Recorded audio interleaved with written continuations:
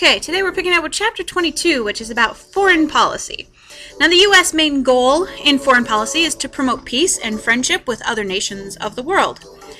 Because of this, or as a result of this, we are very interdependent with other nations, which means that we have a mutual reliance among the world's nations. Advances in transportation and communication has made our world a smaller place, and so we do interact a lot with each other. Forming our foreign policy is a very complex procedure. We have to have a balance between cooperation and competition with the rest of the world.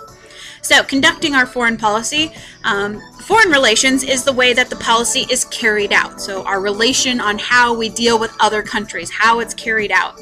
And the president obviously is going to have a huge role in that. He is responsible for the conduct of our foreign policy. Now, there's several things that go into conducting foreign policy. For example, the president has certain military powers. He can make recommendations about the military size and about the equipment it has available. The president can order troops and planes and warships into action. However, they can be recalled after 60 days by Congress. The president also has treaty-making powers, and there are 3 types of treaties. You have a peace treaty, which is an agreement to end a war. An alliance treaty, which is an agreement between nations to help each other in things like defense, economic, or scientific reasons.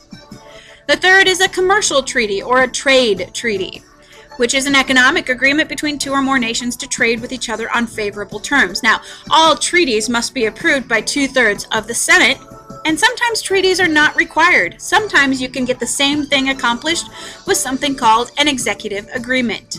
An executive agreement is a mutual understanding between leaders. Does not need to have Senate approval, so it's a way that you can get a treaty agreement without actually having a treaty. The president also has certain diplomatic powers. The president is able to appoint ambassadors and receive ambassadors from other nations, and diplomatic recognition is another diplomatic power where the president may decide whether or not to recognize the government of another nation, whether or not we want to establish official relations with it. Now, we can refuse to have diplomatic relations with another country if those countries are seen as unfriendly or dangerous to the United States. So it's a way for us to kind of protect ourselves, so to speak.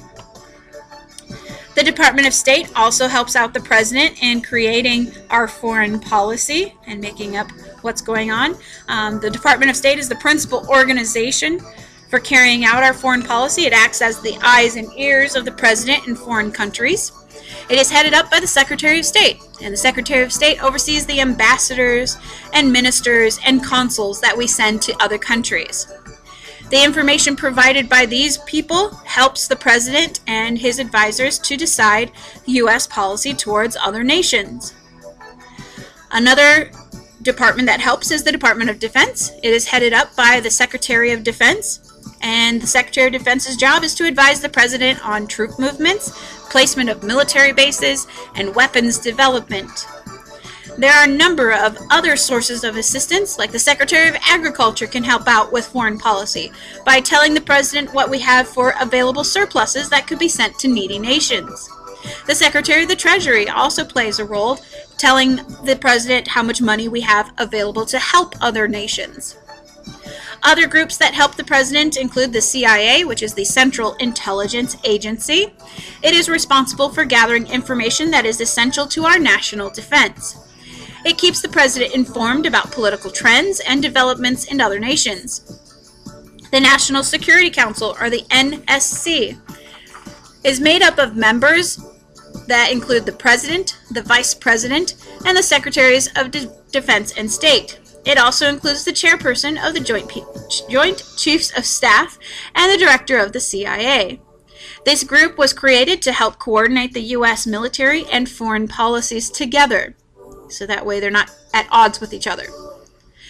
The United States Information Agency, or the USIA, helps keep the world informed about the U.S. way of life and the points of view that the U.S. has on different world issues.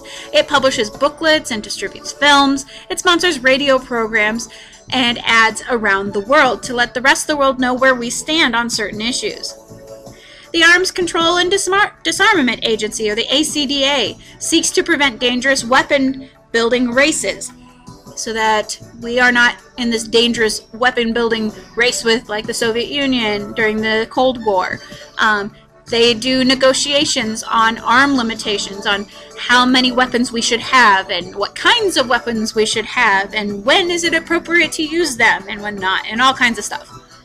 The Agency for International Development, or AID, provides technical and financial assistance to developing nations.